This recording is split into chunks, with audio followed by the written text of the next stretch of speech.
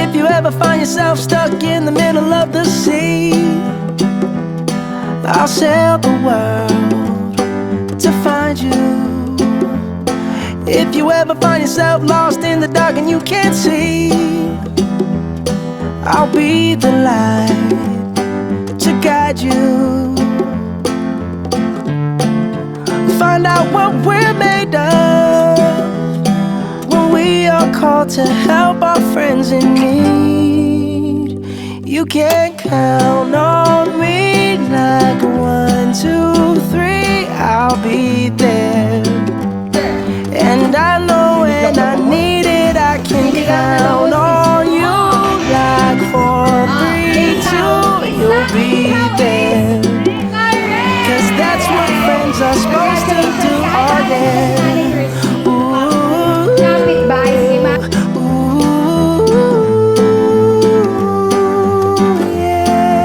yeah. If you're tossing and you're turning and you just can't fall asleep, I'll sing a song beside you.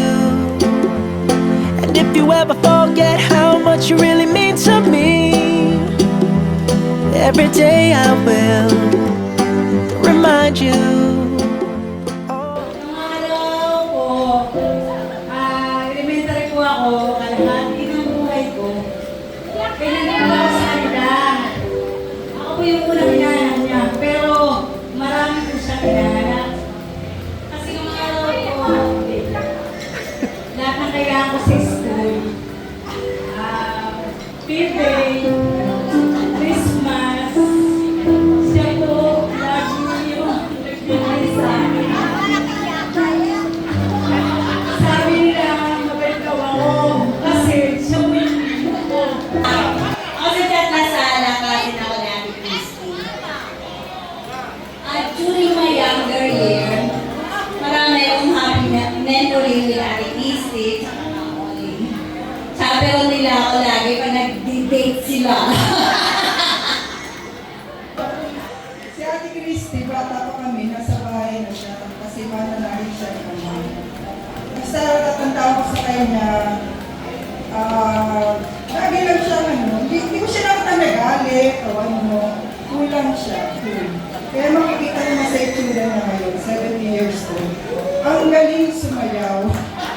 Di ba? Hindi na Salamat sa lahat ng binigay at sinaprovice niyo po sa amin lahat. Hanggang bata, isinuman po ako sa aming mga Magandang hapon po. Si Christy, siyang nahihayag sa akin na magpatuloy humingi ng tulong kay Lord. At siya rin ang nagsabi sa akin na sumama ka at ng lahat ng mga problema mo ay mawawala yan. Kaya nagamit yung mga kapatid ko, kapatid namin gusto. Nandito naman. Isa siyang mabuting anak at saka ng magulang. At ang isang pinagpapasalamat ko sa Diyos ay naging napakabuti niya sa aming inang at amang. Noong sila pa ay nabubuhay, ang pagkukulang ko ng oras at panahon dahil sa aking trabaho ay pinangalan ni Kristo. Natutuwa po ako sa ngayon at nakikita ko kung gaano karami nagmamahal sa aming Tita Christy. I would like to say, you will always be beautiful in my eyes. Mga kapatid, Salamat po sa pagtayo bilang pangalawang nanay ko. Sa inyo po ng Tatay Junior. Mula po pagkabata ko, sa inyo na po ako lumaki. Thank you po.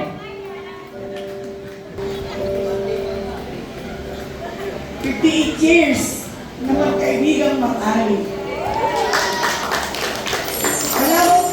Wala ko iba sasabihin kundi mahal na mahal.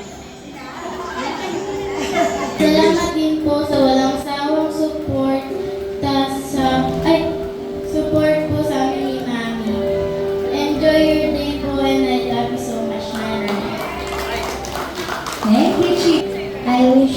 have more lives to live. Thank you po. Oh, nakakatawa. Pilit na yung luha ni Happy 70th birthday, Nanay. Nagpapasalamat kami sa Panginoon kasi binigyan kami magkakapatid ng pagkakataon na ma-celebrate ang iyong 70th birthday sa mga taong mahalaga sa iyo at kay Nanay. Kahit wala na siya dito,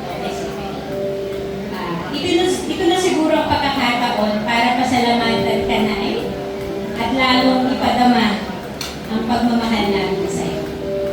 Nakikita naman namin na nag-enjoy ka ngayon kasama ang iyong mga apo at sa mga activities mo sa church at sa La Presa. Alam ko na noong mga bata pa kami, hindi mo ito madalas nagagawa kasi ang dami namin. Noong nag-aaral pa kami, palaging sinasabi namin, lalo na si Santa, Nay, anong ulam? Sabay tingin sa basket sa nakasabit sa kusina. Si Chrissy at Bunso, Nay, saan ang uniform ko? Si Kuya,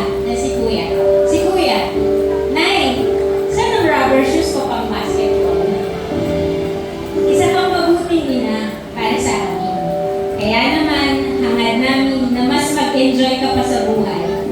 Kasi, deserve mo yan. Deserve na isang mabuting ina na nagturo sa amin ng mabuting asal at magpahalaga sa pag-aaral. Madalas mo ang sabihin sa amin ni Tatay, mag-aaral kayong mabuti para maging maayos ang inyong mga buhay. Kaya nag-aaral naman kami mabuti. Nay, please always remember, we are really blessed to have you in our lives. Our prayer is that He continues to grant you a long and graceful life. We love you so much, Nanay. Happy 70th birthday. Thank you so much, Ma'am Jenny Tolentino Colano. Happy birthday to you. Happy birthday to you. Happy birthday, happy birthday, happy birthday to you. Happy, happy birthday, happy, happy birthday, happy, happy birthday to you. Siyempre, nag-wish muna si Nanay bago niya i-blow ang kanyang candle. Alright! Happy birthday to Nanay Christy! And siyempre, nag-celebrate! Una po sa lahat, nagpapasalamat ako sa Panginoon. Binigyan po ako niya ng 70 years old. Sana po patuloy akong ma-bless. Patuloy po ako magpupuri at magpapasalamat sa Panginoon. Magpapasalamat po ako sa lahat ng nakiisa sa aking kaarawan. Yung basic family, Sister Merly, Sister Rose, sure yung aking mga pinsang buo na itinuring ko din mga kapatid. Estrella family!